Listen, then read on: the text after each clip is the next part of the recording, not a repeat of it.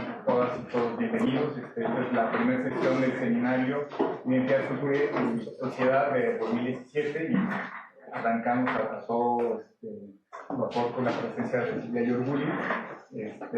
Voy a leer bueno, la mañana ya hemos leído una semblanza y ahora vamos a hacer una síntesis de la semblanza para poder entrar rápidamente en materia. Silvia Yorguli es actualmente presidenta del Colegio de México. Dentro de la institución ha sido profesora investigadora del Centro de Estudios Demográficos Urbanos y Ambientales. Es miembro del Sistema Nacional de Investigadores Nivel 2 de la Academia Mexicana de Ciencias y de diferentes asociaciones que promueven la investigación en temas de población. Su investigación se centra en temas de migración internacional de México a Estados Unidos y sus consecuencias para los mexicanos en dimensiones como educación, formación familiar, así como de otras aristas vinculadas a asuntos como las transiciones a la vida adulta en América Latina y los efectos del cambio demográfico sobre la educación. Y justamente la presentación que nos hace favor de darnos ahora tiene que ver con el binomio migración y educación, que tiene este título: la interacción entre migración y educación en México, síntesis de los resultados y apuntes para una nueva agenda de investigación. Y sin más, le damos la palabra a Silvia. Bueno, solamente tenemos, las presentaciones son como entre 30 y 40 minutos y luego abrimos un espacio al diálogo aquí con los compañeros. Pues a lo mejor igual podemos hacer como en la mañana, que bueno, ahí no me interrumpía tanto, pero que se sientan, ¿no? Con libertad. Entonces, bueno, otra vez les agradezco la invitación. Y en esta parte, bueno, más porque yo también me beneficio de los comentarios, lo que voy a presentar es, bueno, yo he estado trabajando con un grupo de investigadores de diferentes disciplinas: sociología, antropología, estudios de educación. Hemos estado trabajando en la vinculación entre migración y educación. Pues lo que decidí es como conjuntar para esta presentación como una síntesis un poco del marco analítico de que hemos ido construyendo, o sea, cómo entendemos nosotros la vinculación, migración y educación. Y luego casos, o sea, tomé ejemplos de varios de los artículos así muy puntuales según lo que llevamos de tiempo, y ya veo que tanto entro a detalle a los datos y a los modelos, etc. Entonces, ahí... Okay. ¿Lo puedes ver acá? Sí, bueno... Yo creo que me... ¿Sí no me voy a poner también allá o no? Sí, ahora se me cambia a la pantalla. Bueno, entonces, o sea, lo que yo decía es que este grupo de investigación es resultado de un grupo binacional que se hizo de académicos de México y de Estados Unidos en diferentes dimensiones, y a mí me tocó coordinar el grupo de migración y educación junto con un colega de la unidad de la Universidad de Brigham Young, que se llama Brian Jensen. Lo que hicimos primero es como ponernos de acuerdo en toda la línea de investigación que hay, que hacemos entre los que somos el grupo, sobre migración y educación. Y básicamente la pregunta es, en este caso, cómo la migración internacional afecta al bienestar educativo. Y noten que puse bienestar educativo en educación, que fue una de las primeras cosas que empezamos a discutir, ¿no? De qué es lo que entendemos por esta vinculación. Lo que yo voy a hacer en esta presentación es, rápidamente, a diferencia de la presentación anterior, aquí me voy a concentrar en datos sobre todo de la exposición de la población en edad escolar a la migración internacional en México, hasta donde tenemos, que son datos de la encuesta intercensal de 2015. Y luego les voy a platicar cómo entendemos nosotros ese vínculo entre migración y educación, y ahí voy a meter un poco el concepto de bienestar educativo, y luego ya me meto a algunos datos hasta donde el tiempo y el aguante nos den, ¿no? Ok, bueno, entonces así muy rápidamente, nada más para ponernos de acuerdo de quiénes estamos hablando y qué escenario estamos hablando. Esta es la gráfica de población mexicana en Estados Unidos desde 1900 hasta el 2014, basada en datos censales y del American Community Survey a partir del año 2010. Entonces, bueno, si se fijan, y aquí está dividida por grupo de edad. Entonces, si se fijan, en primera es esto, ¿no? O sea, sí, siempre ha habido un grupo de población mexicana en Estados Unidos en la historia del último siglo. En realidad, a partir de 1970, pero más claramente a partir de 1980, empieza a haber esta boom, esta explosión en la migración mexicana hacia Estados Unidos, pero es una migración básicamente en edades laborales. O sea, estos son los menores de edad, estos son la población de 15 a 64 y estos son los adultos mayores, ¿no? Esta es la población que vive en Estados Unidos. Entonces, por ejemplo, estos adultos mayores no es que estén llegando a Estados Unidos como adultos mayores, sino que son los que eran jóvenes aquí, se quedaron y pues acá ya cambiaron el grupo de edad. Pero bueno, es esto que platicamos en la mañana, es una migración básicamente laboral, concentrada en las edades trabajadoras. Aquí, si lo desglosáramos, estaría sobre todo entre los 15 y los 45.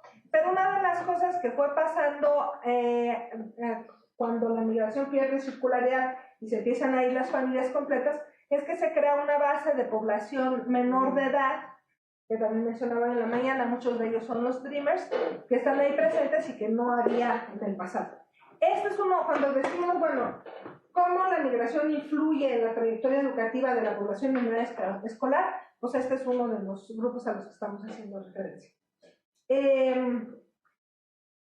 Bueno, este dato es también lo que mencioné en la mañana, ya las entradas, esto de acá es lo que llamamos stock, los que viven en Estados Unidos, y estos son las entradas anuales, y aquí está lo que platicamos hoy también en la mañana, nada más que, ya, bueno, estos datos ya los actualizamos, pero los picos de 2000 y de 2005 para que luego baje y se quede estable alrededor de 140,000. Entonces, estamos hablando de un escenario, como ya mencioné en la mañana, de menor migración o entradas anuales hacia Estados Unidos. Eso me lo va a hacer. Ahora, cuando uno ve desde el lado mexicano, quién es la población que tiene experiencia migratoria, y estos son los datos de los censos de 2000, 2010 y de la encuesta intercensal. Bueno, podemos hacer agrupar a la población de muchas formas. Y esto me va a servir para después pasar a la población en edades escolares. Entonces, la población que no ha migrado, pues es básicamente la mayoría. La población que es migrante de retorno, definido como migrante de retorno, el que hace 5 años antes de la encuesta vivía en Estados Unidos, pues esto aquí es donde decimos, bueno, en 2000 sí siempre ha habido migración de retorno, pero crece muchísimo en 2010, y además este número se concentra sobre todo entre 2007 y 2010, y luego para 2014 sigue siendo más alto, 2015, no sé por qué puse 14, es 2015, en 2015 pues sigue, ya sé por qué es 2014, perdón, por eso lo saqué del ENADI. En 2014 sigue siendo alta comparada con 2000, pero es más baja. Entonces lo digo porque este boom del retorno que vimos entre 2005 y 2010 todavía se mantiene, pero es pero a un nivel menos acelerado. Y bueno, vamos a ver qué pasa pues ahora con todo lo de Trump.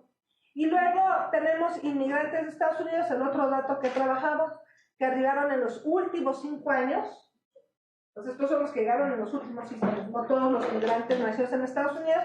Y como es un número pues, que ha ido creciendo bastante rápido, y lo que ya había mencionado son sobre todo menores, inmigrantes en Estados Unidos que arribaron hace más de 5 años, y esto es lo que te da la población total estadounidense en México. Los otros inmigrantes, que son básicamente menores población centroamericana, ya lo estoy viendo al cuadro que sigue, y este dato de emigración, de cuánta gente se fue, lo que decíamos, pues sí, en el 2000 teníamos un número, en el quinquenio también, un número mucho más alto, y cómo se fue desacelerando el número de salidas, ¿no? Ahí, ya se me había olvidado, pero puse todo eso por acá. Bueno, ese es así, el panorama general en 2 gráficas, ¿no? Una población muy amplia en Estados Unidos, una caída del número de salidas hacia Estados Unidos, y un número, pues, todavía importante de entradas hacia México. Pero cuando estamos hablando de migración y educación, lo que nos interesa es cómo está expuesta la población en edades escolares a la migración internacional. Y fueron las primeras discusiones que tuvimos en el grupo. Y fue muy interesante porque ahí nos dimos cuenta que todos trabajamos con poblaciones distintas y que hay muchas formas de definir la exposición de menores al fenómeno migratorio. Primero, pues están los menores que no son migrantes, pero que se quedan en las comunidades de origen, ya sea que tengan una experiencia migratoria directamente en el lugar, o que vivan en hogares que reciben remesas. O sea, que puede ser que algún familiar directo, en la mayor parte de los casos el padre, y en algunos la madre o ambos, tiene experiencia migratoria, y la otra de menores que viven en hogares que reciben remesas, pero el menor no se ha movido, ¿no? Pero le afecta la movilidad de otros. La otra es los menores, que migran a México, y son los migrantes de retorno en los Estados Unidos, inmigrantes circulares. La diferencia del retorno es que el retorno tuvo un tiempo largo de estancia en Estados Unidos y regresa, y los circulares son que en un periodo de un año van y vienen, ¿no? Entonces tienes ahora sí los menores migrantes que vivían en Estados Unidos y regresan, o que van y vienen, y los menores nacidos en los Estados Unidos que viven en hogares que el jefe o los padres son mexicanos. Y ponemos la distinción de jefe porque muchos regresan a vivir con los abuelos, entonces nada más nos fijamos en los padres, los perderíamos, ¿no? Entonces el jefe de familia, cuando no es el padre, normalmente es el abuelo. Y nosotros en este análisis también estamos considerando a otros inmigrantes internacionales, que son básicamente los menores nacidos en Centroamérica. Bueno, y esto que es algo realmente poco explorado, nosotros lo hicimos ahora con los datos intercensales, que es otra forma de estar expuesto a la migración, es porque tus padres en algún momento fueron migrantes, y es lo que se llama segunda generación, que está muy desarrollada en los estudios en Estados Unidos o en otros países de destino, en Europa, en Canadá, pero menos en México, y que en este caso serían los hijos de centroamericanos. Y ahí entra la pregunta de si los hijos de centroamericanos ya nacidos en México tienen alguna desventaja en la escuela porque sus padres nacieron fuera del país, ¿no? Ahora, eso es en cuanto a México, y vamos a ver rápidamente los datos, o sea, de cuántos niños estamos hablando en este caso. Bueno, estamos hablando en total de como un 6% de la niñez. Principalmente, el grupo principal es el de menores que viven en hogares con remesas, y seguido por el número de menores que viven en hogares donde al menos un miembro del hogar ha tenido experiencia migratoria hacia Estados Unidos, ¿no? Está el dato que ya dábamos de los nacidos en Estados Unidos que vienen a México. Si se fijan, los de retorno ya son notablemente menos. O sea, el retorno como tal, o sea, el que nació en México que se va y viene, es básicamente adulto, pero sí hay un componente de menores de edad. Y el migrante circular, que es lo que veíamos en realidad, los que van y vienen, pues realmente a estas edades, y también en los adultos ya son muy poquitos, antes eran más, ¿no? Y bueno, aquí está el número de inmigrantes, de menores inmigrantes, que ahí sí como el 90% de estos son nacidos en Centroamérica, y bueno, la mayor parte de los menores en México pues no están expuestos a la migración con esta medición, ¿eh? Porque con otras encuestas que hemos preguntado, por ejemplo, lo que pregunté hoy, que si alguien de su familia había migrado, pues alguien, algún hermano, tío, padre, casi, bueno, la mayoría te dicen que sí. Ok. Bueno, nada más para entrar un poquito más a detalle, por ejemplo, que hemos estudiado menos el caso de los menores centroamericanos y los hijos de centroamericanos, y son dos poblaciones muy distintas. Aquí en colores oscuros son los centroamericanos, menores de edad en México, y si se fijan, se concentran pues en las edades laborales, ¿no? O sea, son ya más bien adolescentes, un poco siguiendo el patrón de los menores migrantes no acompañados, mientras que los hijos de centroamericanos, pues ahí se encuentran en todos los grupos de edad. Ok. Es que me faltaron los datos. O sea, ahorita voy a presentar nada más la evidencia desde México, ¿no? Las otras poblaciones serían la población de Estados Unidos, los menores que están en Estados Unidos, los menores que nacidos en México que están en Estados Unidos y cómo les va a la escuela allá, y los menores de padres mexicanos que viven en Estados Unidos. Y puedo mencionar también un poquito, si quieren, de los resultados de la investigación necesaria. Les decía, lo primero que hicimos fue ponernos de acuerdo en las poblaciones. Y lo segundo es decir, bueno, pero ¿qué dimensión de la educación? ¿No? Y también ahí nos dimos cuenta de que no hablábamos de lo mismo. Y la segunda pregunta era, bueno, pero ¿por qué la migración, por ejemplo, por qué la migración de otros tendría que influir en la migración de los menores, ¿no? Entonces, lo que nosotros hicimos primero, definimos bienestar educativo y analizamos donde está la mayor parte de la investigación, está en asistencia escolar, en cómo la migración influye en la asistencia escolar, en las probabilidades de seguir inscrito en la escuela. Aquí está la mayor parte de la investigación.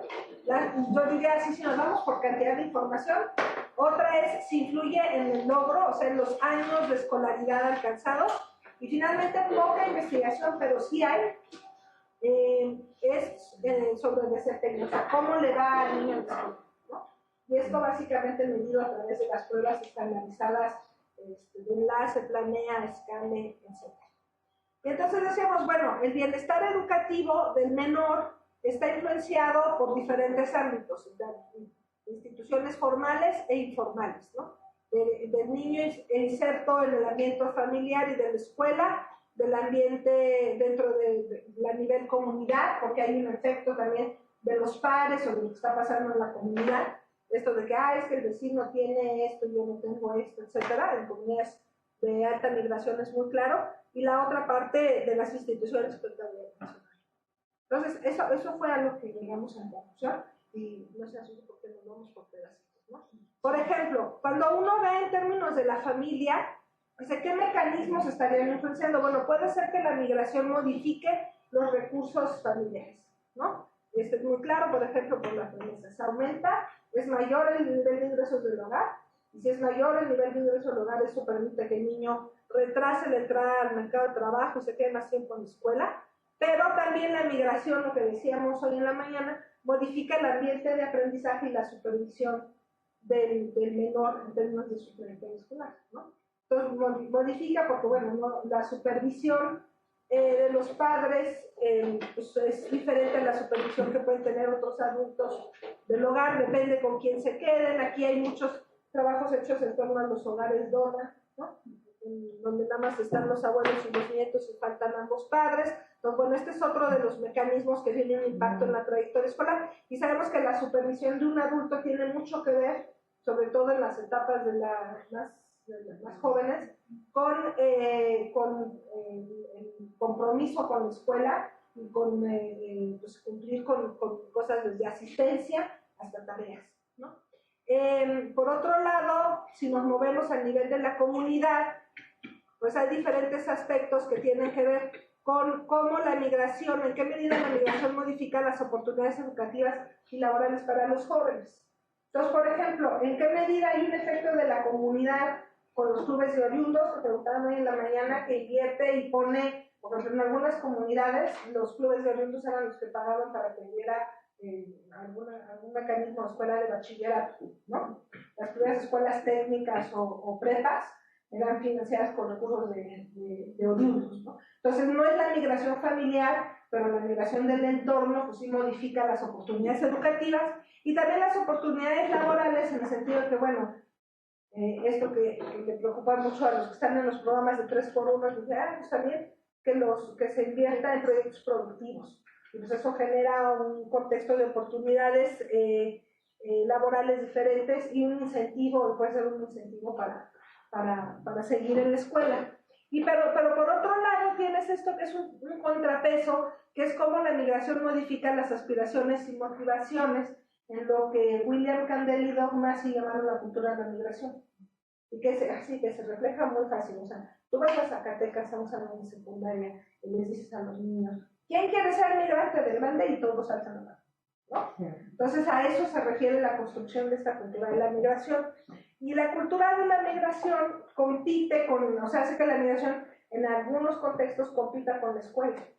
Vamos a decir, bueno, a ver, ¿para qué me quedo más allá de, no me gusta la escuela, ¿para qué me quedo más allá de la secundaria? Si voy a ser migrante y de todas maneras tener secundaria o prepa no me hace diferencia en términos de trabajo que voy a hacer allá. Vaya, inclusive en licenciatura, ¿no?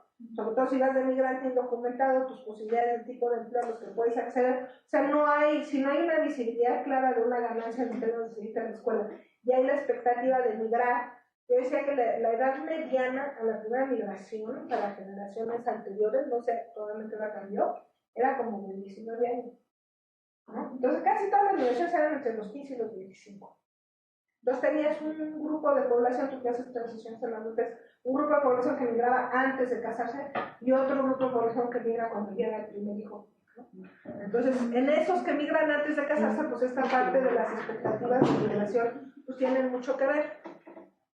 Luego, la otra cosa que decíamos es que la escuela tiene un papel muy importante en mediar estos, hasta en qué medida la escuela, por ejemplo, puede detectar, nos decían en una escuela de los Altos de Jalisco las maestras, ¿no?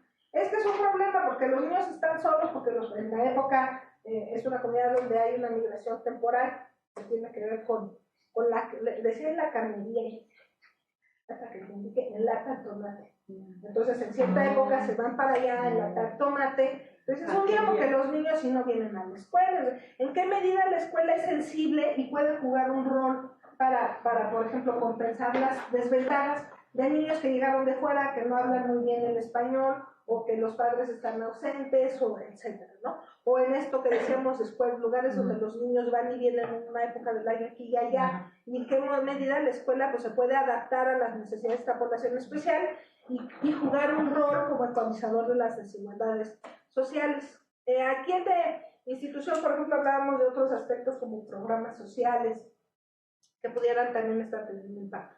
Y lo otro sobre lo que hay menos, pero cada vez más, que es que sí, bueno, también la migración afecta, tiene un costo emocional sobre el menor, ya sea que el migrante, el menor migre o no, que puede estar afectando su desempeño en la escuela. Y entonces ahora ya hay más trabajos que analizan, por ejemplo, la ansiedad que le genera a los niños que los papás se vayan y si no saben dónde están y no les hablan y no pueden saber si se... y les llega la noticia de que alguien se murió cruzando la frontera, o sea, toda esta parte también de asociada con los costos emocionales que pues tiene un efecto sobre el ambiente escolar.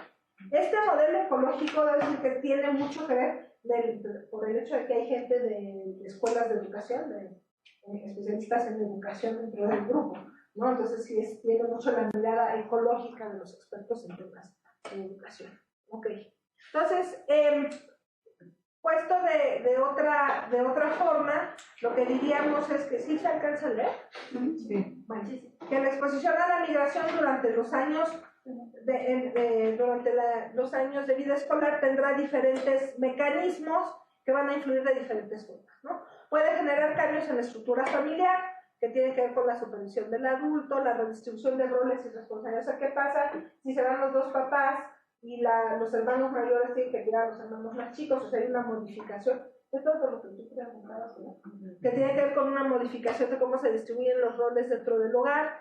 En términos de capital social, por ejemplo, pues puede exponerte a mayor capital social para migrar y incentivar la migración o desincentivarla, ¿no? Porque también están los papás que... Hay las dos cosas, los papás que dicen que sí, que mi hijo en cuanto pueda me alcance, y los papás que dicen, no, hijo, quédese en la escuela para que no tenga que pasar lo que pasé yo, ¿no?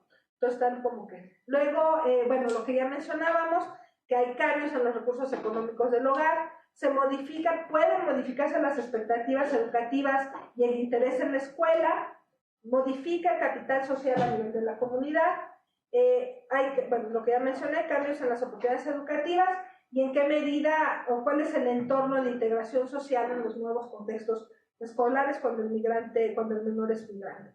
Y esto lleva a diferentes, lo que nosotros diríamos, variables dependientes. Ya sea variables que influyen en la trayectoria educativa, o sea, que se interrumpa la escuela por 1 o 2 años o definitivamente, que se tengan que repetir grados, eso también lo que pasa son como que las dos y obviamente si dejas la escuela 1 o 2 años y tienes que repetir grado, eso puede tener un efecto en los años de escolaridad acumulada. Y por otro lado, pues lo que en el logro educativo, bueno, sí, el logro del desempeño educativo medido a través del puntaje de las pruebas. Eso es lo mismo, pero como visto de otra forma. Ahora, con base en esto, ahora les voy a mostrar algunas de las investigaciones que hemos hecho y si tienen cualquier duda sobre la metodología ya dentro, o sea, no lo hice como las típicas presentaciones que hacen los demógrafos, pues yo ahora voy a hablar de la base de datos, yo ahora voy a hablar modelo y la justificación del modelo, sino que se los traigo un poco más resumido, pero sí traigo datos, ¿no?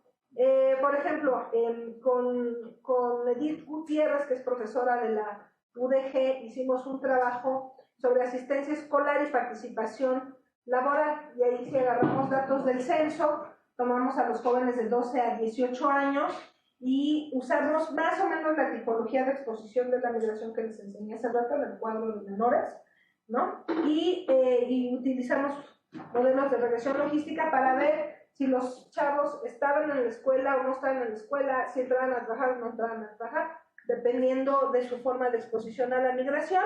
Y bueno, aislando el efecto, porque siempre está el tema de, bueno, pero ¿qué tanto es el resultado porque la población migrante tiene cierto grado de escolaridad que le den a los hijos, ¿no?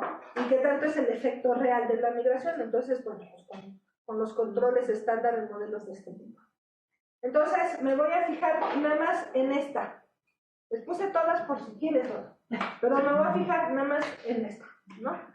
Entonces, digamos, ¿cuál es la probabilidad de que un joven entre los 12 y los 18 años siga en la escuela en México? Para la población que no tiene ninguna experiencia migratoria es esta, 0.65, ¿no? Estos son datos de 2010, ¿no? Lo estamos replicando con 2015, son datos de 2010. Entonces es 0.65. Claro, es más alta a los 12 y más baja a los 18. Esta es la promedio para todo el grupo. Entonces, los que estén arriba de este número, quiere decir que la migración tiene un efecto positivo. Los que estén abajo de ese número, quiere decir que la migración tiene un efecto negativo. Entonces, en este caso, se ve que cuando hay un pariente, y aquí la pregunta es si alguien que vive en el hogar tiene experiencia migratoria, está fuera porque está migrando en el quinquenio, 5 años. Y lo que se ve es que cuando hay un pariente ausente y no se reciben remesas, el efecto es negativo, ¿no? O sea que la separación familiar sí afecta a los niños de alguna manera en la asistencia, a los jóvenes, ¿no? Adolescentes de alguna manera en la asistencia escolar. Si el hogar recibe remesas, hay un cierto efecto positivo, pero bueno, eso nos salió aquí. Hay otras investigaciones que dicen, sí, no, tal vez depende. De hecho, nosotros aquí está muy cerca de la no diferencia significativa, ligeramente significativo, pero está muy cerca, o sea, que está muy, muy cerca, no hay tanta diferencia. Si el migrante es un migrante de retorno, es un menor que estuvo en Estados Unidos y regresa a México, este tiene una desventaja, ¿no? Sí, pero estos son, sí. Si el migrante, si es un menor que nació en Estados Unidos, este es el grupo con más ventaja. Entonces es bien interesante, los que nacieron en Estados Unidos y vienen para acá. Entonces, este resultado es bien interesante, porque ¿cuántos de ustedes de aquí han trabajado el concepto de resiliencia? Bueno, que es bien interesante, porque tú ves a las comunidades y a los chavos de veras les va bien mal, ¿no? Desde lo que decíamos que los directores no los quieren aceptar, que los maestros están enojados, les cuesta trabajo la adaptación, pero cuando lo ves acumulado son los que les va mejor. Y este resultado sí es consistente, yo lo he visto con otras metodologías en otros trabajos, y sí, o sea, les cuesta mucho trabajo la llegada, pero ya que llegan se quedan, ¿no? O sea, sí traen herramientas del sistema educativo estadounidense. Yo digo que hay un factor también de resiliencia que hace que superen de alguna manera y sean los que se quedan más en la escuela, ¿no? Los que son migrantes circulares, que fueron y vinieron, estos, pues están viendo, ¿no? Y junto con estos que son centroamericanos. Estos son básicamente centroamericanos. Entonces, ¿quiénes son a los que les va peor? Los migrantes circulares, que en muchos casos son circulares porque están vinculados con ciclos agrícolas, o sea, que son como jornaleros agrícolas, y los migrantes menores de Centroamérica, son los que les va peor, ¿no? Con el 2010 no podíamos ver lo de los hijos de centroamericanos, pero ya lo estamos replicando con datos del 2015, y ahí también nos salió que a los hijos de centroamericanos no les va tan mal como a los que nacieron en Centroamérica, pero sí les va mal también, o sea, también tienen menos probabilidades de asistencia. Entonces, esto es en términos de la experiencia migratoria del hogar, o sea, es lo que viven en el hogar. Lo otro que nosotros quisimos probar es qué pasaba si uno vive en un municipio con mucha o poca migración y si eso afecta. Y lo que encontramos es que en los municipios O sea, los municipios que tienen más, los que tienen menos migración, bajo nula, son los que tienen más alta. Y aquí ya controlamos por tamaño, o sea, no es que sea lo rural, lo urbano, etc. Los municipios que tienen poca migración es donde hay más asistencia escolar. Entonces, vivir en un municipio con mucha migración sí tiene algún efecto de que desincentiva a los jóvenes a seguir en la escuela. De hecho, si se fijan, bueno, la diferencia entre el de baja o nula y el de muy alta migración, pues es bastante amplia, ¿no? Y este efecto es todavía más fuerte para los varones respecto de las mujeres. Yo también estoy pensando en el género, sobre todo por la edad. De hecho, a ver, espérate, este es de los, este es de las. Porque a esa edad es cuando- Este es de los, perdón, esto que vieron es de los y este es de las, ¿no? Perdón, yo tengo una duda. Sí, ¿Estos datos son transversales a las clases sociales? Es decir, estamos hablando de un muestrario como de todos los jóvenes de México, de 12 a 18 años. ¿No hubo como un enfoque a cierto grupo social? Sí, o sea, estos son datos, estos en particular son datos de la muestra censal, que es el 10% de toda la población mexicana. Okay. Entonces, lo que nosotros hicimos para responder a tu pregunta, bueno, lo primero es que diferenciamos entre hombres y mujeres, ¿no? Y lo segundo es que metimos como diría Mario, metimos como variables de control. La variable más importante para definir la trayectoria escolar pues es la escolaridad de la madre. Esa es la más importante, ¿no? Luego ya viene lo rural, lo urbano, entonces aislamos el efecto de estos, o sea, está controlado por escolaridad de la madre, por nivel de ingresos del hogar, por rural, urbano y bueno, por otras, pero esas son las principales, ¿no? Sí. Y también por estructura del hogar, por ausencia o presencia de los padres, etc. ¿No?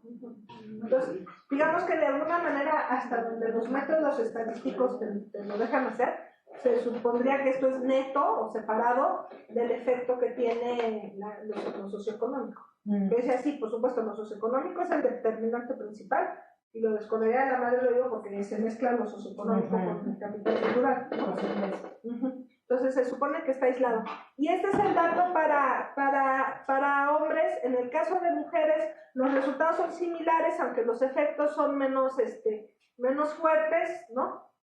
Si ven, por ejemplo, aquí, pues si acá atrás, en el efecto comunidad, teníamos más de 0.57, 0.69, para el caso de las mujeres se sigue manteniendo esa diferencia, pero es o sea, es más alta la probabilidad, pero el efecto de la migración es menor, por decirlo de alguna manera, ¿no? O sea, en el caso de las mujeres, el efecto es... una cosa bien interesante, las dos diferencias principales entre hombres y mujeres, la primera es que el efecto es menos fuerte para las mujeres, todas van en el mismo sentido, no son menos fuertes. Y la única que no hay efecto es en el de las remesas. O sea, digo, si se fijan aquí no hay ninguna estrellita, que son las que dan el nivel de significancia. O sea que las remesas tendrían más efecto recibir remesas tendría más efecto sobre los hombres que sobre las mujeres. Entonces, bueno, ahí hay todo un campo así donde ya les toca a los que antropólogos y a los que etnógrafos entrarle un poco pues, como para ver por qué hay este efecto diferenciado. Algunas de las hipótesis dicen que hay mayor presión sobre los varones, pues son las hipótesis tradicionales, pero como son de los 80 se ponen interesantes. Porque lo que decían es que en el caso de México, y muchos de esos estudios están basados en Michoacán, en el caso de México está esta presión de los varones en comunidades de alta migración de que se espera que migren, ¿no? Y como diría, creo que los tamantes están diciendo. Y el que no migra es así como visto, digo, híjole, ¿no? O sea, como hay una sanción social. Jorge Bustamante lo dice así, ¿no? Como de hombres de poco valor, poco valientes, y como, ¿no? Entonces, parte de la masculinidad y la hombría está aprobada por el hecho de migrar o no migrar, ¿no? Entonces, lo que dicen es que la cultura de la migración, que estaría más o menos media aquí, ejerce mayor presión sobre los hombres que sobre las mujeres, ¿no? Y que también, por ejemplo, esta parte de postergar la entrada al mercado de trabajo tiene un mayor peso sobre los hombres, porque si hay necesidades en el hogar y se tienen que redistribuir las tareas en la adolescencia, todavía hay una distribución muy tradicional, ¿no? Entonces, si hay que cuidar a los hermanos mayores, pues pero si hay que salir a trabajar, la primera opción sí hay, son los varones, ¿no? Entonces, ese es más o menos entonces, bueno, esto es así súper rápido. Una de las investigaciones que estuvimos haciendo. Como les mencionaba, esta ya salió publicada, pero como apenas salió hace 2 semanas, una de las cosas que nosotros quisimos ver es el caso de la migración centroamericana. Entonces, ahí el problema que tienes es que los números son más pequeñitos, entonces es más difícil hacer. Entonces, yo aquí lo único que les voy a presentar es el porcentaje que va a la escuela en el año que le toca, que son los que asisten sin rezago, y el porcentaje que va a la escuela pero que va más atrás, lo cual quiere decir una de dos, o que algún año no fueron a la escuela o que repitieron grado. O sea, puede ser que nunca hayan dejado la escuela pero repitieron grado. Entonces, esto es a nivel nacional, ¿no? De 8 a 12, casi todos los niños de México van a la escuela y la mayoría están sin rezago. Pero si se fijan, estos son los nacidos en Centroamérica. O sea, aún de 8 a 12, cuando en México tienes prácticamente cobertura arriba del 90%, o sea, casi cobertura universal de la primaria, aquí tienes que la mayoría, bueno, tienes que solo 65% siguen en la escuela, y por ejemplo, tú, que lo que me preguntabas de la ley de migración de 2012, dice entonces, los niños migrantes tienen derecho y acceso a la escuela. Y uno supone en México que todos, casi todos los niños menores de 12 años tienen que estar en la primaria, ¿no? Y casi se cumple para la población mexicana en su total. Nunca va a ser 100% porque siempre hay, en ningún país, porque siempre hay un porcentaje que no puede ir a la escuela porque está enfermo, ¿no? Alguna cosa. Pero aquí en México, pues casi, o sea, casi la totalidad. Aquí si sumas estos dos es 65%, y la segunda generación sí están yendo más, pero si se fijan sí hay una herencia, o sea, de rezagos comparado con a nivel nacional, ¿no? Pero los que están así en gran desventaja son estos. Si te vas de 13 a 15, pues es que estos datos a nosotros nos espantaron. O sea, de 13 a 15, todavía estamos hablando de 13 a 15, los centroamericanos, o sea, no llegan ni al 40% en la escuela, ¿no? Y de los que están en la escuela, pues 17% solo están en el año que les corresponde, ¿no? O sea, ya aquí la mayoría pues está fuera de la escuela. Y ya van a o sea, no asiste con rezago, quiere decir que ya hace varios años que dejó. No asiste sin rezago, quiere decir que apenas salió, dejó la escuela, entonces todavía no se nota el atraso. Eso te sirve nada más para ver hace cuánto dejó la escuela, ¿no? Y luego, pues ya de 16 a 18, pues sí, ya aquí tienes al 82%, ya hace mucho que dejó la escuela. En México es 56%, pero sí vean la diferencia. Y otra vez, sí hay, o sea, menos desventaja, obviamente la segunda generación se parece más a los nacionales, pero sí lleva una desventaja. O sea que sí hay un proceso de heredar las desventajas a los hijos de inmigrantes, ¿no? Entonces, esto es lo más nuevo que hicimos, les digo, apenas, es un cuaderno de trabajo que apenas salió la semana pasada y que está disponible en la página, en una página que resume trabajos de investigación sobre centroamericanos en México y Estados Unidos. Ahí está, ¿no? Entonces ahí pues falta mucho que ver. En realidad sobre este tema hay muy poca investigación, casi no nada. Bueno, ahora ya voy a cambiar de tema. Uno de los problemas, no es uno de los problemas, una de las cosas que a mí más me entusiasma cuando estudias migración desde una perspectiva demográfica, no es comercial, es que, o sea, la migración influye también dependiendo en qué momento de la vida ocurre, ¿no? No es lo mismo que migres a los 5 años, a que migres a los 10, o que migres a los 15. Y depende cuándo la ves. Si yo observo, si migraste el año pasado, pues, por ejemplo, que decíamos de los nacidos en Estados Unidos, si yo los veo el año pasado, pues los voy a ver mal. Pero si voy 5 años después, ya no solo se acciona la corriente, sino que han rebasado, ¿no? Entonces, para ver la migración, pues, lo ideal es verla de manera longitudinal, o sea, ver qué pasa en el tiempo con la trayectoria de las personas, y además eso te permite ver cómo se van cruzando las cosas, ¿no? Por ejemplo, cómo si la migración hace que te acelera tu decisión de casarte o la atrasa, acelera tu decisión de tener hijos o la atrasa, ¿no? Entonces, en ese enfoque nosotros, es otra investigación que también el libro acaba de salir hace una semana, es un capítulo nada más, de un libro que acaba de salir hace una semana, y lo que hacemos es ver cómo la migración va jugando con la trayectoria escolar, con entradas, salidas, etc., en las etapas de la juventud. Este trabajo no lo podemos hacer para migración internacional, lo hicimos solo para migración interna, con datos de una encuesta retrospectiva, que se va a volver a levantar este año, así que lo vamos a poder repetir, que es la encuesta demográfica retrospectiva de 2011. Y lo que hace esta encuesta es que entrevista a 3 generaciones de... Mario, ¿la conocen? Sí, de hecho ya les presenté un trabajo. Ok. Entonces Entonces ya la conocen, pero vamos rapidísimo. Que son 3 generaciones y que les preguntan, ¿y a los 0 años dónde vivía? ¿Y iba a la escuela dónde vivía? ¿A un año dónde vivía? ¿A la escuela? Entonces, te permite juntar las transiciones de manera bastante Entonces ahí lo que hicimos en este primer trabajo es ver, bueno, primero qué tanto migra la población mexicana de manera interna durante la juventud, ¿no? Porque pues, la migración interna va a tener un efecto en la medida en que los menores migren, porque pues no. Entonces, ¿qué es lo que encontramos? Es que a los 15 años, 27% de los hombres y 24% de las mujeres de estas 3 generaciones habían migrado internamente al menos una vez. O sea que sí somos una población bastante móvil.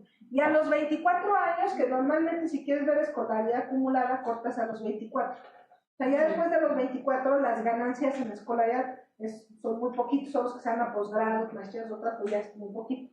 Entonces puedes cortar a los 24 y sabes que ya no va a cambiar el nivel de escolaridad de la gente. Entonces, bueno, a los 24 años, 68% de los hombres habían tenido al menos una migración. Aquí sí, si se fijan esto que les decía que la migración en México ocurre entre los 15 y los 25, la migración internacional pues es poquita, pero sí ven el salto de los 15 a los 24. Y en el caso de las mujeres es todavía más poquita, ¿no? Pero sí hay una proporción importante de migrantes internos. Entonces, con esta información, lo que hicimos, y aquí nada más les puse, para no poner todos los modelos, nada más puse un cuadrito de resumen, y lo que vimos es, bueno, a ver, primero, aquí puedes hacer la pregunta en los 2 sentidos. ¿Qué tanto si alguien abandona la escuela, decide migrar? Pues ya dejé la escuela, voy a migrar. ¿O qué tanto por migrar abandonas la escuela? Puedes ver. Y con la encuesta, con sus limitaciones, porque si las 2 cosas pasan el mismo año, está raro.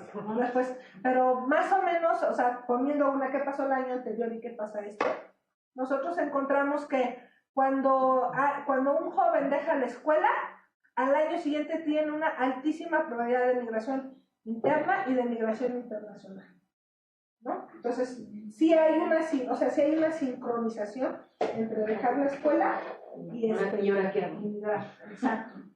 Y lo otro que quisimos ver, eso es lo que estamos trabajando, todavía no lo terminamos, estamos poniendo... 24. Sí, o sea, porque te agarras una persona y la ves a los 7, a los 8, a los 10, a los 11, hasta los 24. O hasta que ocurra la primera migración, cualquiera de las 2, ¿no? También lo estamos viendo para el total de años de escolaridad, porque dices, ok, sí hay una vinculación, pero ¿qué pasa con el total de años de escolaridad? Pero eso todavía lo estamos puliendo, hasta ahorita no nos ha salido nada significativo. Y esta tiene que ver con, ahora al revés, ¿qué pasa si yo migré el año previo? ¿Qué pasa? O sea, ¿sigo en la escuela o no dejo la escuela? Y en el caso de la migración internacional, si dejas la escuela, quitando el efecto de la socioeconómico del lugar, de si es rural urbano, etc. Bueno, aquí es urbano. No, si es rural porque tienes personas en zona rural, mientras estás en contexto urbano.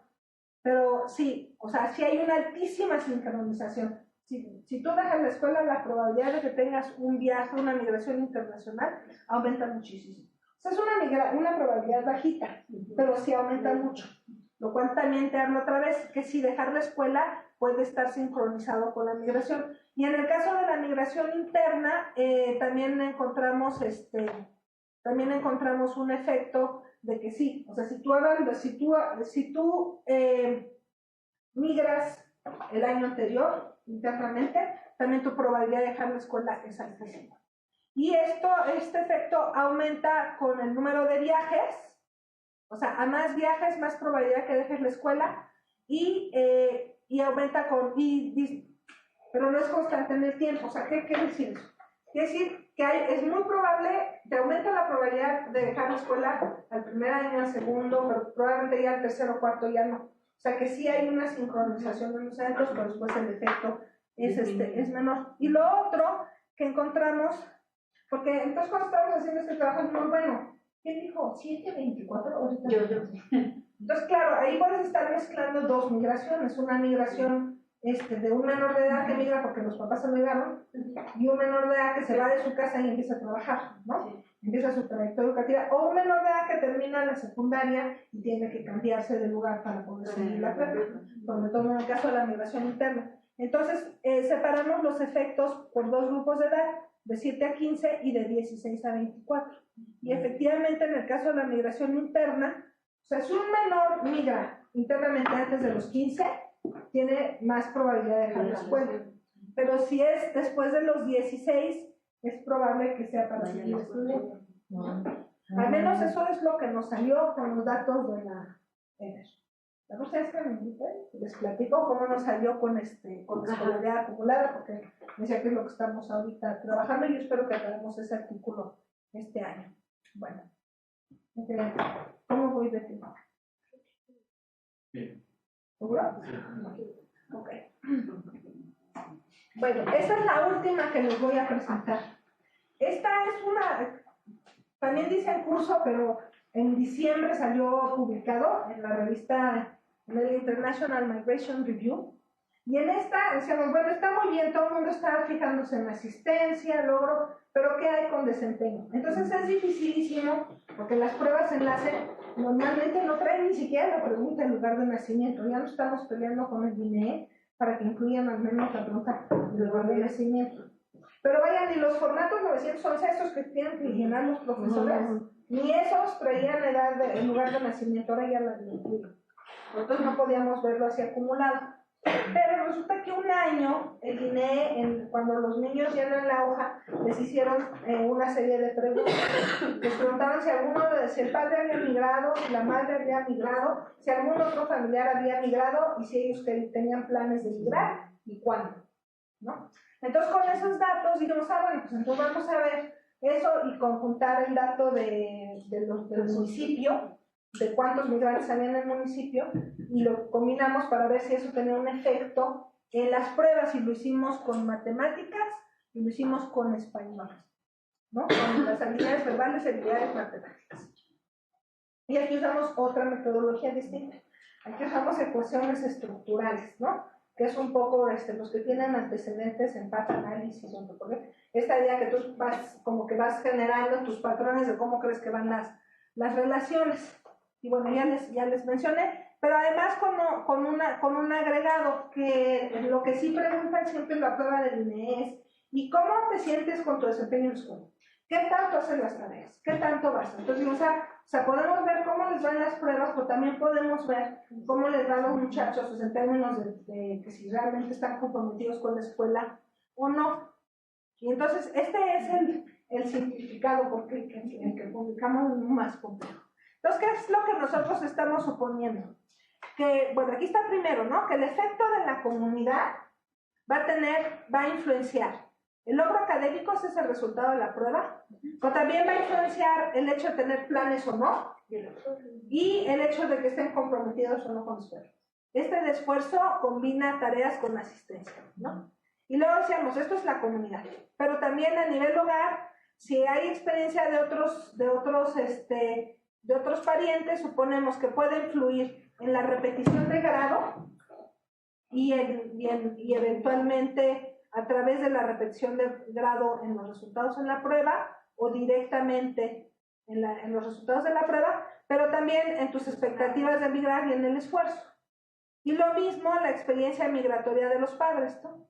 Si los padres migraron, puede ser que repitas grado, puede ser que tengas más planes de migrar y puede ser que tenga un efecto sobre tu esfuerzo y sobre la prueba. Entonces, lo que es bonito de las ecuaciones estructurales, los modelos, pues, cuanto mucho si haces simultáneos, te permiten dos variables dependientes.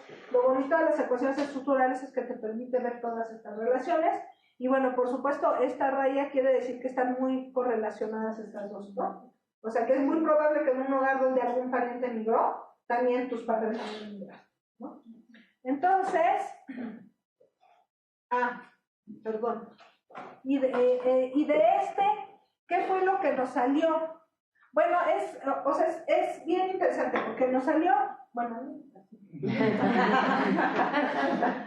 sí nos salió obviamente el esfuerzo y la retención son unos de los determinantes. Así como decíamos, lo socioeconómico es lo que más determina. Y esto sí lo probamos por niños en telesecundarias o en secundarias normales, o sea, secundarias generales, no normales, secundarias generales o telesecundarias, con madre de alta escolaridad, de baja escolaridad, rural, urbano, todo lo probamos. Y sobre todo porque pensamos que la telesecundaria, que es donde está el mayor, en la secundaria es donde está la mayor fuente de desigualdad en los puntajes, en términos del entorno, es entre telesecundaria y las secundarias generales. Entonces, por eso probamos todas esas hipótesis, y al final de cuentas lo que nos salió que importaba más era, o sea, las diferencias, cómo jugaba la migración dependiendo del nivel de escolaridad de la madre. En las madres de baja escolaridad los efectos que encontramos eran más fuertes que en las madres de alta escolaridad. Y asumimos un poco porque las madres de alta escolaridad pueden tener más recursos para compensar o potenciar los efectos positivos o negativos según lo que vayas encontrando. Y lo otro que encontramos es que hay un efecto de la prevalencia de la migración, no tanto sobre el logro académico, sobre los exámenes, que qué bueno, porque esto hubiera estado más difícil de explicar, pero sí mediado a través de los planes de la migración y del esfuerzo del estudiante. Que la exposición a la migración, sobre todo de los padres y de la prevalencia, tienen un efecto en los planes de migrar, y en la medida en que los jóvenes piensan que tienen planes de migrar, se esfuerzan menos. Ese es el resultado más importante de los 80,000 cuadros que hicimos con ese momento, ¿no? Entonces, bueno, esta es así una síntesis un poco como de la investigación, que son diferentes autores en cada uno, pero todos más o menos trabajamos en el mismo grupo. Y entonces, pues ya, ahí ya no nos puse una serie de cosas así como, que en realidad, si uno quiere una pregunta estándar de, oye, ¿entonces la migración es buena o mala? Pues, ¿no? Pues sí, exactamente. Esa es la respuesta. No depende. Pero, y que todavía, bueno, no es una pregunta de ninguna manera acabada, y que también depende de qué dimensión del bienestar educativo estés analizando, ¿no? Que muy importante, que tiene que ver con aceptar pregunta.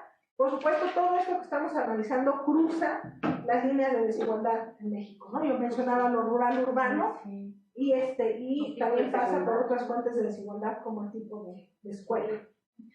Que hay un efecto de género bien interesante que te lleva a resultados diferentes por sexo, y creo que el ejemplo más claro es cómo la exposición a la migración de la comunidad vinculada con una cultura de la migración tiene resultados diferentes entre hombres y mujeres, pero que yo creo que también en este ambiente cambia. O sea, ¿qué pasa? Eso en las comunidades donde era muy fácil irse, pero ahora que no está tan fácil irse, ¿qué pasa?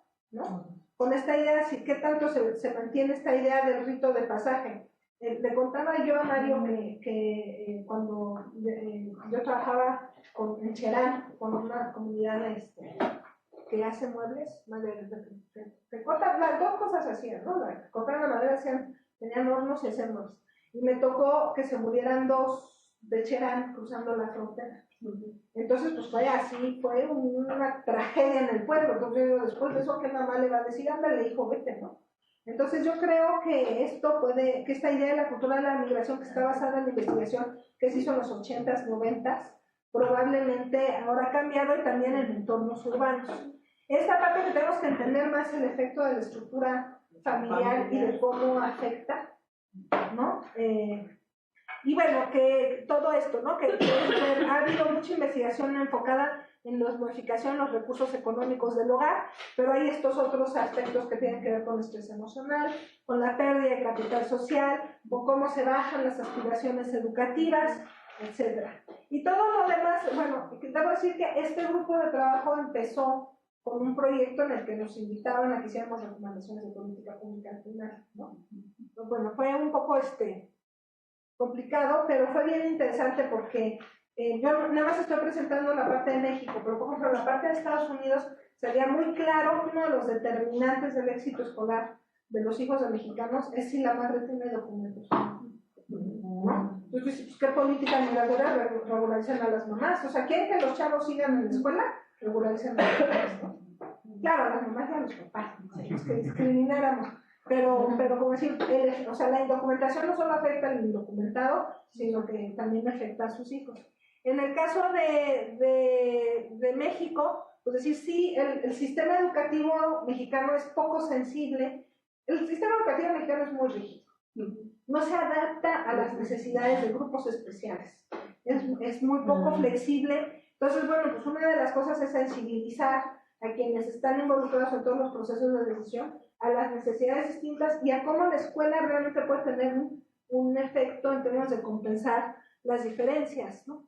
Entonces, pues ahí va, otra vez considerado, pues claro, tú dices eso, ve y dile a un maestro de telesecundaria que considere, no hay forma, no tiene las herramientas ni los mecanismos para hacerlo, ¿no? Bueno, si tienen que atender a 40 o 50 niños por salón, se puede complicar.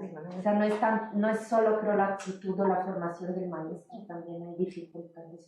Sobre todo, volvemos a lo del nivel socioeconómico. Sí. Pero también hay cosas como estas que decíamos de, o sea, sí, cierto, o sea, el sistema educativo mexicano que tiene grupos muy grandes, aunque como vieron antes, ya la población en edad escolar ya está ligeramente bajando, lo cual también va a disminuir la presión educativa. Pero hay cosas que son como esto de decir, oye, es que mi hijo no tiene el esquema de vacunación porque se lo vacunaron ayer, nos revisamos, no se lo acepto. O sea, como que hay cosas de sensibilidad, ¿no? De decir, oiga, mi hijo, pues, sabe el español que aprendió en casa hablando conmigo, pero nunca fue a la escuela, ¿no? Entonces decir, bueno, pues, vamos a apoyarlo, acompañarlo un poquito en el proceso de inserción los primeros 2-3 meses. O sea, hay cosas que sí se pueden hacer. O sea, yo creo que hay cosas sencillas que se pueden hacer y que sí generarían un cambio en términos de estos procesos. ¿Y qué papel juega la violencia? Bueno, en estados que además son los que tienen mayor cantidad de migrantes y de jóvenes, tanto para que se vayan como para que se queden.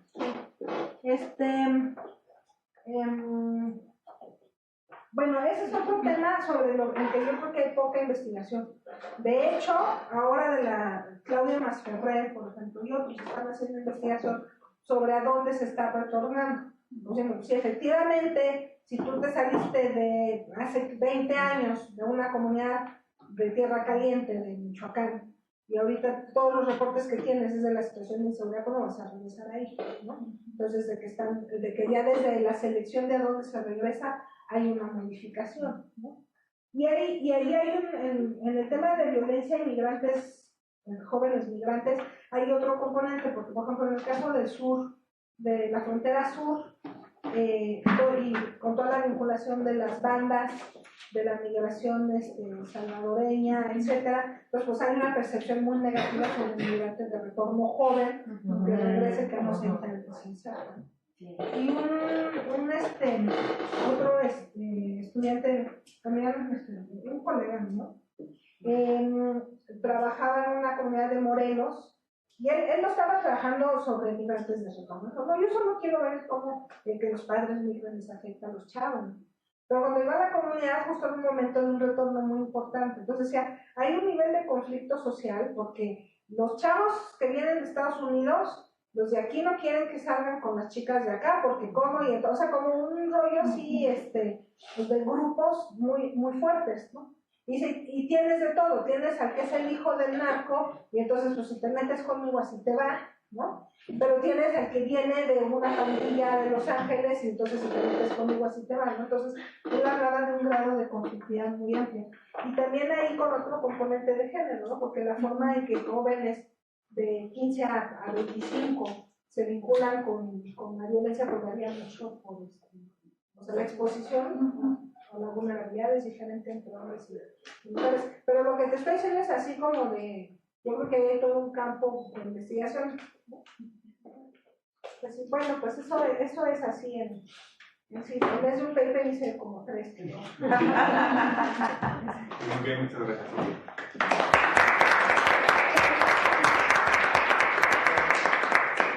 Ya había comenzado un poco el diálogo, ahora es invitarlas a si tienen alguna inquietud, pues a aprovechar ese momento para dialogar con Silvia.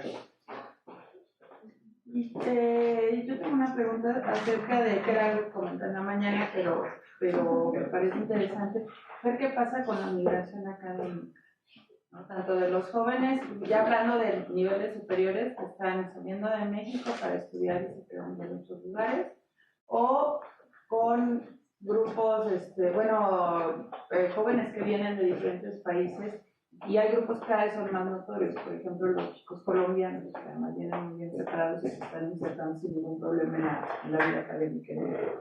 Entonces sí, yo sé que eso debe de ser un número muy pequeño en comparación de quienes salen por cuestiones laborales, pero sin embargo es un grupo que a simple vista pareciera que está creciendo. No, sí está creciendo. Lo que tú estás preguntando entraría dentro de la línea de investigación de migración calificada, ¿no? Y efectivamente, por ejemplo, para Estados Unidos y para Canadá, sí tenemos los datos del número de estudiantes internacionales y por países muy claramente desglosados. CONACYT tiene esta encuesta que hace con becarios que están en el extranjero. Entonces hay fuentes de información.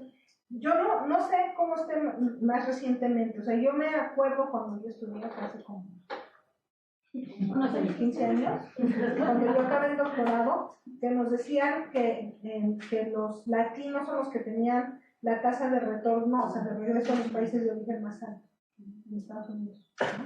No sé si eso se haya modificado. Y sí es cierto que México está recibiendo, nosotros en el Colegio de México el grupo más grande de estudiantes extranjeros son colombianos. O sea, hay un proceso también de selección, selectivo, no por nivel socioeconómico, pero sí por desempeño escolar, de quiénes son los que acceden a esas becas, etc. Y sí está aumentando, pero todavía, como tú dices, son números pequeños. Lo que es interesante es que pues, ya hay más fuentes de datos para estudiarlos. Yo no he visto tanto tesis de la gente más cercana sobre estudiantes, sino más bien sobre jóvenes profesionistas que se están moviendo más en general, por ejemplo en el caso de Argentina, y más bien vinculado con los ciclos económicos, porque entonces por ejemplo, se vienen a México o a España, y entonces hay crisis en España y se regresan a Argentina, y luego viene Macri, ¿no? Exacto, viene Macri y todos salen huyendo. Pero que sí es una migración muy móvil y normalmente es una migración documentada, ¿no? Entonces eso define que tengan patrones de integración también. En el estudio de resultados de pruebas estandarizadas, Sí. porque platicamos de los efectos o de los detonadores de los efectos, pero los resultados, ¿cómo salen comparados con los que no migran? Y también esos que regresaban de haber estado en el sistema educativo de Estados Unidos y que tenían mayor asistencia, tienen mejores resultados también de las pruebas. El último dato no lo tenemos.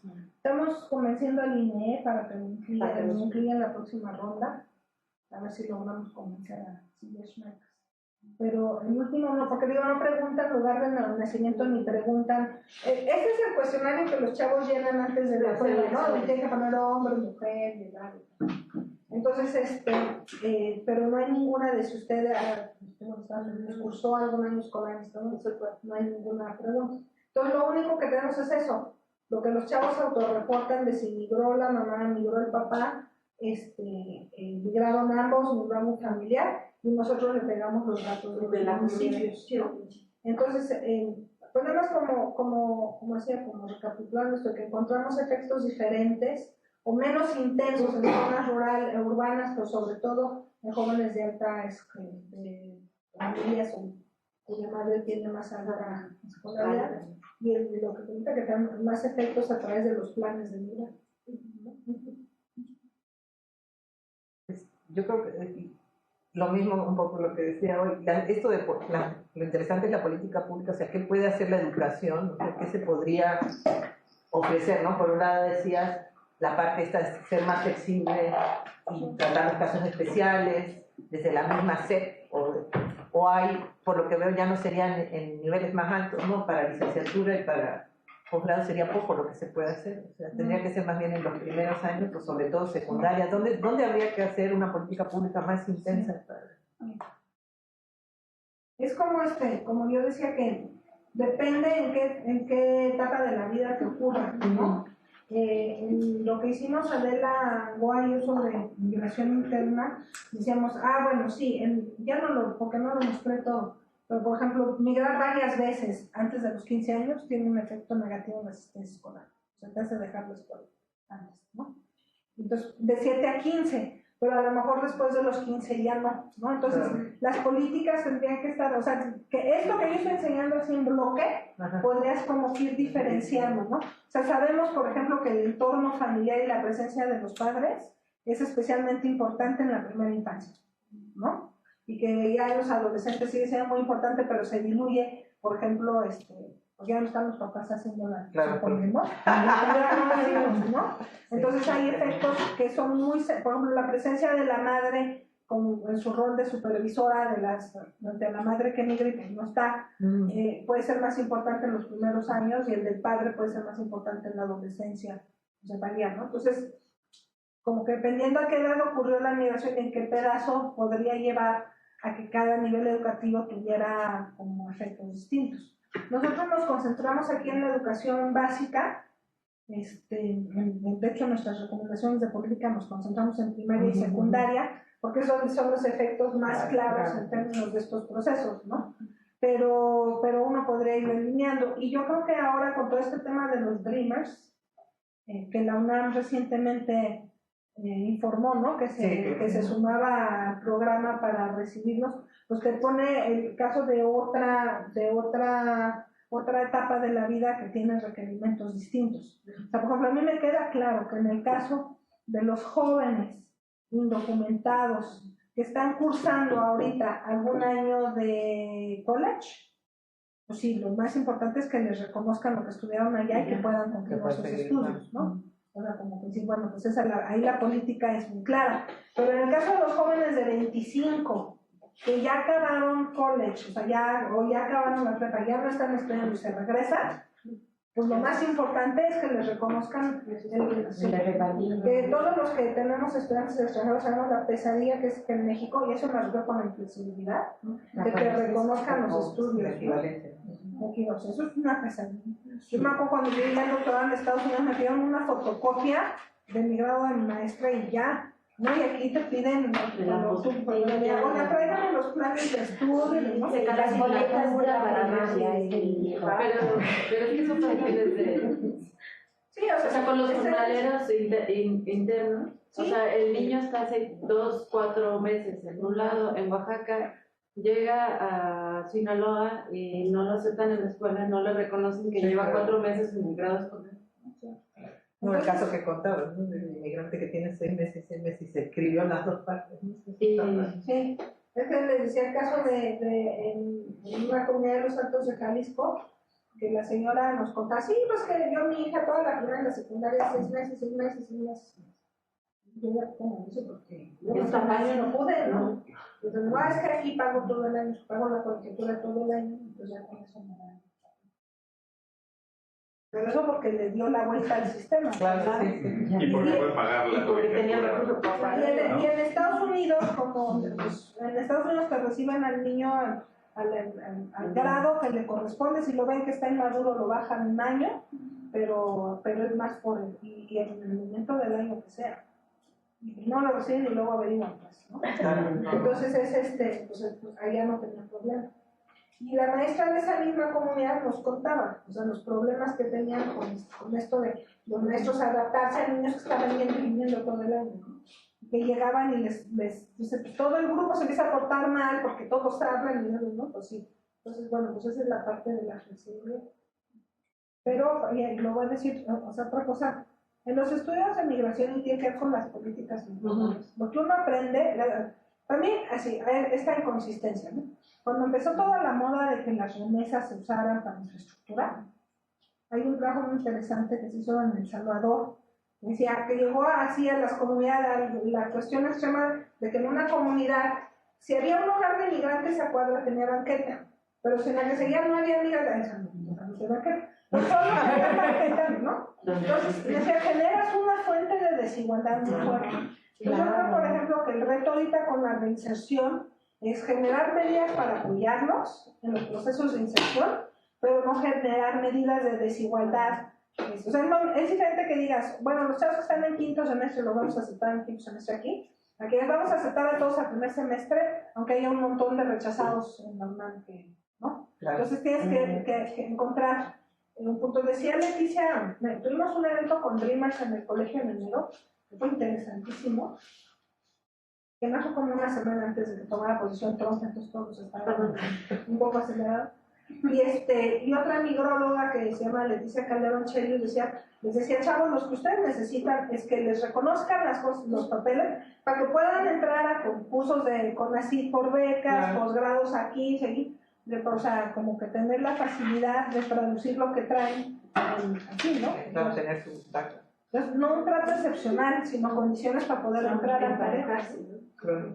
Y esta rigidez explica o podría ser alguna de las cosas para los centroamericanos, ¿no? Porque si son rígidos para los mexicanos, o sea, para los centroamericanos debe ser... No, pero bueno, además, casi todos los centroamericanos están en los estados del sur, ¿no? Los de por sí están en los estados con mayor desventaja, Oaxaca, Chiapas.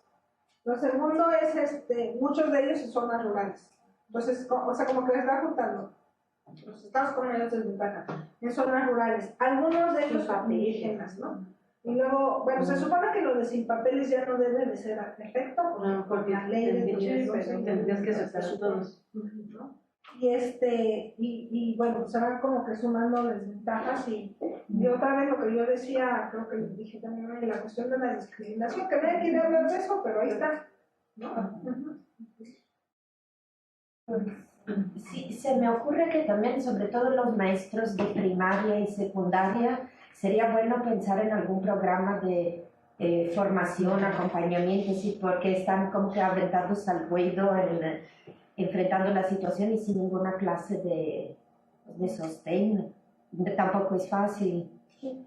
Pero tenemos una ventaja, con los datos sabemos, o sea, por todo el país hay, por ejemplo, migrantes de retorno y estadounidenses en México, pero sabemos en qué municipios hay más. O sea, hay algunos municipios donde 40% de los hogares tienen algún nacido en Estados Unidos o migrante o menor retornado.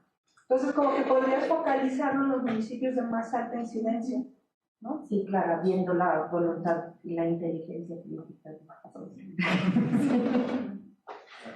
Hola, mi nombre es Yair, yo no soy estudiante aquí. Voy a empezar mi tesis estudiando la licenciatura en salud pública. Entonces, en una ocasión yo, analizando, estaba viendo, ¿por qué no funciona el sistema de salud en México? Si la base sería la medicina preventiva, prevenir, o sea, darles educación en salud, pero no funciona, o sea, gastamos mucho. Entonces, a lo mejor es la educación. Entonces me fui retorciendo, atrasando un poquito más en el tema. Entonces descubrí, leyendo, que hay un autor, no recuerdo su nombre, aquí pero, que dice que la base de todos los derechos es la educación, porque si no tienes educación y no le educas a las personas, no podrás enseñarle los demás de derechos, no van a poderlos aplicar. Yo me acerqué, me llamó la atención porque de hecho quiero hacer un enlace y a ver, salud con la educación. Hablando de la migración, ¿cuándo fue? El miércoles tuvieron un evento en el Centro Cultural también de migración. Hubo un evento donde Elizabeth con Elizabeth. Y en esa ocasión yo les mencioné que los planes que está poniendo el gobierno referente a que si regresa o no regresan los mexicanos, se me hacen un poquito muy leves, muy tibios. Porque tan solo vayamos a Tierra Caliente, y yo mencionaba un municipio, Anocupeta, un municipio que realmente no tiene nada, y te pones a analizar. Yo viviera ahí y dijera, ¿para qué estoy si no tengo ningún? Entonces tienes dos opciones en ese municipio: o te vas al narcotráfico o te vas para el otro lado. Y las dos las tienes difícil de todas formas. Entonces, en el narcotráfico te quedas aquí, pero con el riesgo de que mañana ya no amanezcas. Eso sí, vas a vivir con toda la intensidad. Y la otra es de que te vas al otro lado y tal vez te quedas en el camino. Entonces yo me puse a analizar todos esos temas. No vivir o no vivir. Me puse a analizar esos temas y digo, entonces, ¿para qué sirve? ¿Para qué nos educamos? ¿Por qué nos educamos? Si no nos dan facilidad, no hay un entorno bien. Entonces, por eso me acerqué. De hecho, estoy muy ajena a la migración y todo ese tema. Yo quería relacionar o quiero relacionar la parte de educación con salud. Pero sí, yo quería relacionarlo en un aspecto rural, en un aspecto de ciudad y nada más. Por eso es que me acerqué. Pero me llamó la atención ahorita todo lo que están haciendo. Sí, no, bueno, pues tú dices, o sea, eso de lo que tú estás hablando ya cruza de manera más amplia, no todo el tema de juventud y de transición a las diferentes expectativas, que es la especialidad de Mario también, ¿no? Y yo sí creo que la migración ha jugado un papel muy importante, ya sea como expectativa en los jóvenes, pero también, o sea, cuanto más difícil uno, de los poquitos deportados que pudimos, que nosotros están deportados, pudimos entrevistar, les dice, oye, pero si, pues no, mis dos hijos y mi esposa están allá, y yo no voy a intentar, y dice, no, pues o sea, es que ya cada intento me cuesta $5,000 y ya intenté dos, no, pues sí, ya no tengo dinero.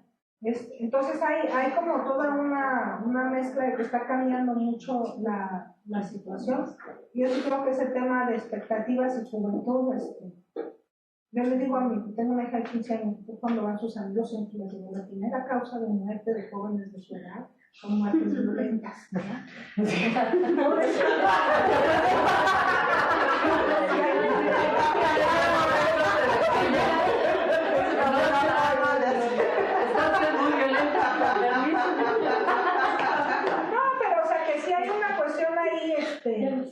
Otro de los temas que yo trabajo es el del bono demográfico, ¿no? Esta idea de que pues, una población que tiene muchos jóvenes, respecto al resto de la población, la suponemos como una población con un gran número, pero cuando esos jóvenes pues se están muriendo con homicidios o con otro tipo de muertes violentas, pues algo demográfico. Pues sí estás en el tema, pero ¿cuál es la respuesta? Pues porque la generación de oportunidades de empleo y todo eso, pues no lo hemos resuelto. Tenemos mucho tiempo discutiéndolo y no lo hemos resuelto. Y ahora con la violencia, no lo hemos resuelto. Y Aurelia tenía una... Sí, es una duda, bueno, más o menos puntual. Me llamó mucho la atención ese dato que nos dice acerca de cómo el primer factor que incide en la permanencia o no en la escuela es el grado académico de la madre, ¿no? Y me llama la atención bueno, porque indica que siguen siendo las mujeres las que se encargan de la educación de los hijos, ¿no? Por eso es que el padre, el grado académico del padre no es un factor relevante, yo me imagino, esa es una de las preguntas. Pero también pues tiene que ver con, yo ya se lo he escuchado a algunos compañeros que trabajan en temas de educación, el hecho de que la escuela no es finalmente un factor de movilidad social, sino que reproduce las desigualdades, ¿no? Hay una especie de determinismo entre los que se dedican a temas educativos. Y ahí la pregunta sería si, bueno, si justamente cualquier política educativa que buscara algún efecto real no tendría más bien que ser ya no a nivel institucional, a nivel, o sea, en la esfera escolar, sino a nivel familiar. O sea, sería la única política que tendría resultados. Entonces, bueno, una de las cosas que te llamo, o sea, son las dos, la escolaridad del padre y de la madre, y de hecho está muy correlacionada con lo que se llama homogamia educativa, o sea, normalmente hay una correlación, o sea, están relacionadas la educación del padre y de la madre. Entonces, puede haber un desfase, pero no, hay muy pocos casos en los que la madre tiene 0 y el papá 15, o al revés, ¿no? Pero sí hay un valor, un efecto asociado más fuerte a la escolaridad de la madre, pues que tiene que ver con lo que tú dices, que la distribución de roles y responsabilidades pues, todavía sigue siendo la madre quien ejerce mucho control en la etapa de supervisión de los primeros años, sobre todo de los primeros años. Hay trabajos bien interesantes, como que te dicen que hay uno que me gustó mucho, que es el efecto abuela. Dice que si la madre no está, pero hay una abuela, la abuela compensa de alguna manera, ¿no? Y está bonito, se llama el granma curricular, ¿no? Pero es así como el granma. Y la otra cosa es la pregunta del rol de la escuela, o sea, yo creo que hay que matizar. Sí es cierto que mayor escolaridad, mayor nivel de ingresos, ¿no? O sea, alguien que termina la licenciatura sí puede esperar en promedio mayor escolaridad que alguien que terminó la prepa. Entonces, en la medida en que, por ejemplo, yo no sé qué tanto ahora los estudiantes de aquí de la AN son primera generación en asistir a la universidad en algún sector, ¿no? Entonces, sí hay un cierto factor, o sea, no es, lo que pasa es que no es o sea, no es como uno esperaría, como que un efecto de movilidad mucho mayor que el que había en generaciones anteriores. Eso es por una parte. Y por otra parte, yo me acuerdo que una vez que presenté un trabajo sobre inserción escolar y entrar en la otra, exactamente lo que hace Mario, y entonces se para un economista así, tradicional, y dice, el problema de ustedes los demógrafos es que piensan que la educación solo sirve para el trabajo. Y la educación tiene un valor más amplio porque forma ciudadanos, porque tiene un valor más allá del mercado de trabajo. Entonces, pues yo sí creo, por ejemplo, en el tema de salud, sabemos otra vez que uno de los determinantes principales de la salud infantil es la escolaridad de la madre. Y que una madre con primaria tiene más conocimientos de procesos para cuidar a los hijos que una madre analfabeta, ¿no? Y una capacidad de allegarse a información. Pues sí, entonces yo creo que cuando generas porque el problema, lo que diría Reimers, que es de los que estudian la desigualdad educativa, es que si en América Latina hace 20 años la fuente de desigualdad era el acceso, dice, ahorita la fuente de desigualdad es la calidad de la educación. Entonces ahí es donde entra esto de, bueno, un niño que va a la telesecundaria tiene muchas más desventajas y tiene un resultado distinto en términos de conocimiento que un niño que fue una secundaria general. Entonces, pues sí, el problema es que no hemos podido modificar de manera sustantiva las desigualdades estructurales más básicas, no solo por el rural urbano, por la población indígena, y el socioeconómico. Pero yo sí creo también que la escuela tiene y debería jugar un rol más asertivo de nivelar y compensar. Como sucedió en otros países como Argentina, ¿no? Que tienen tasas de cobertura mucho más amplias y un patrón de desigualdad diferente. Exacto, sí, y que crece activamente. No dije ni mayor ni menor. Creo que Carla tiene una... No, una era como, pues, ¿qué están manejando? O sea, ¿cómo entienden? Porque lo mencionaste varias veces, el concepto de capital social. Y otra porque acá en algunas zonas de Michoacán hay una correlación más de la geografía humana y de las actividades que se hacen de reproducción de la vida en las comunidades, ¿no? Y muchas de esas comunidades que tienen alta migración, es una correlación positiva del capital social de la reproducción comunitaria con las remesas, ¿no? Entonces es así de, bueno, ese es un capital social que se ve muy favorecido con la... Bueno, que se ve mantenido al menos gracias a las remesas. Entonces por eso me surgía... Bueno, las remesas y a los ires y venires de los que tienen documentos y pueden estar viendo dinero, etc. Sí, pues digo, en migración, yo creo que mucho de la discusión sobre teoría de redes, por ejemplo, que presenta un montón de ejemplos sobre migración y redes sociales, ¿no? La importancia de las redes. La importancia de las redes porque te llegas de información, y la importancia de las redes porque te llegas de recursos, ¿no? El tío que te presta dinero para pagar el pollero y luego llegas, te quedas con él y en lo que trabajan le vas pagando, ¿no? Entonces son las dos cosas, son recursos y son información que, pues, que se capitaliza.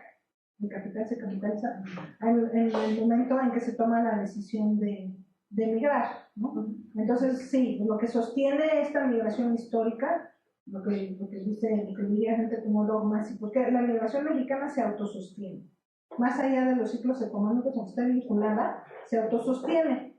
Y hay momentos en que diría, bueno, pues ya que se acabe, pues no, porque se sigue reproduciendo y tiene que ver con este efecto de las redes, ¿no?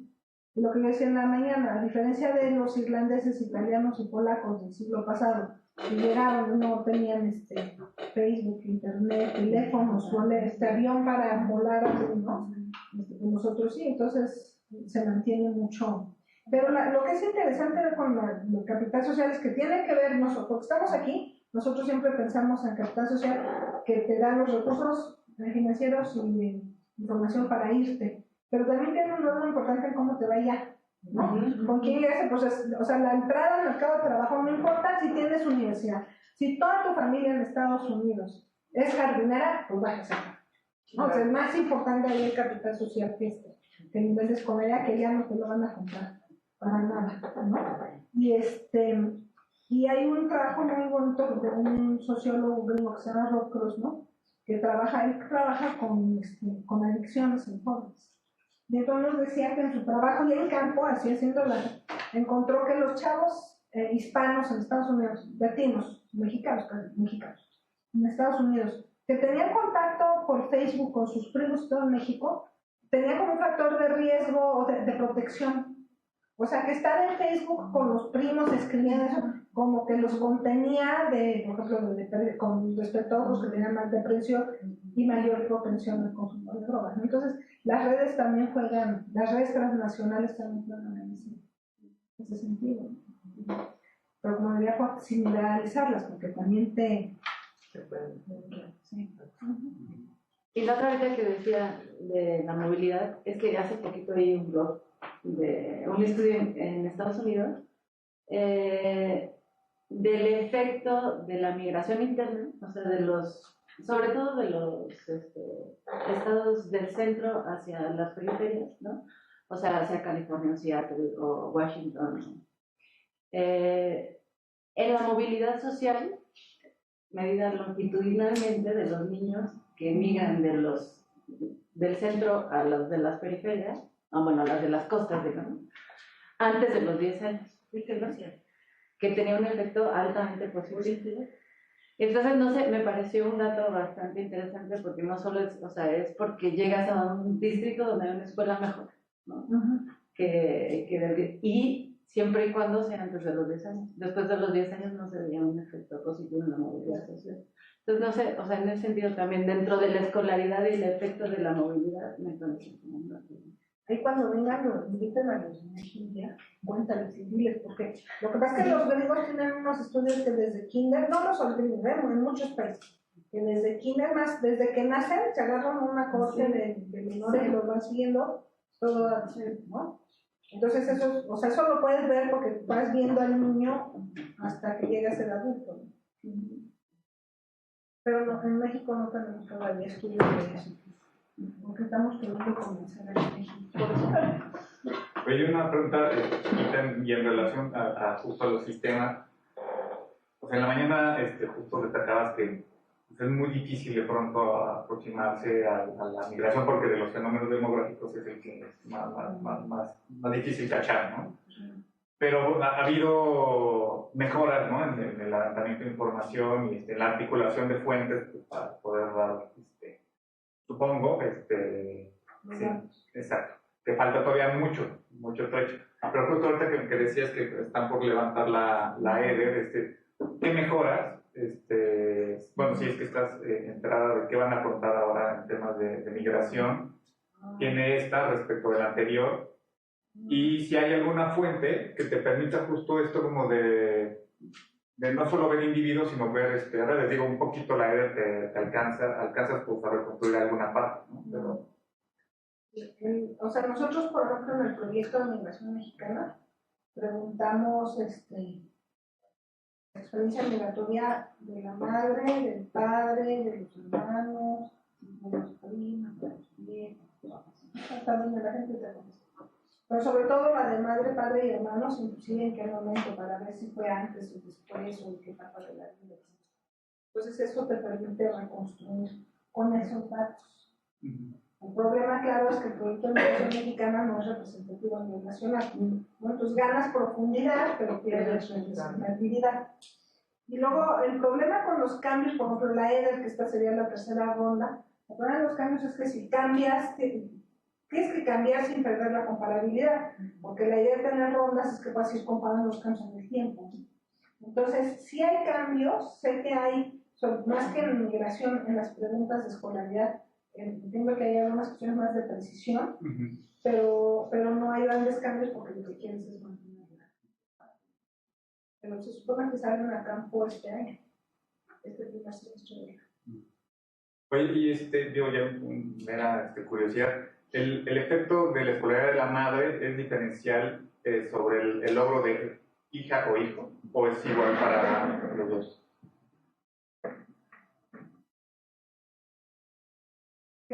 Yo más bien lo vi, por ejemplo, no de nivel educativo. No tengo que contestar.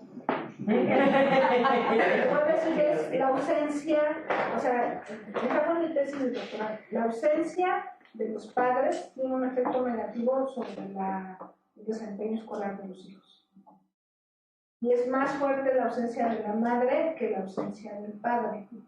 Pero para la hija, o sea, cuando comparas a los hijos, a la hija es como cruzado. Al hijo le afecta más o sea, siempre afecta más la ausencia de la madre, ¿no? Pero digamos que el efecto es más fuerte para el varón que para la hija. Pero fue un estudio que disfrutamos. Pero con ese estudio yo supongo que sea un efecto diferencial. ¿Alguna otra pregunta? Bueno, pues muchísimas gracias, Silvia, por... Gracias.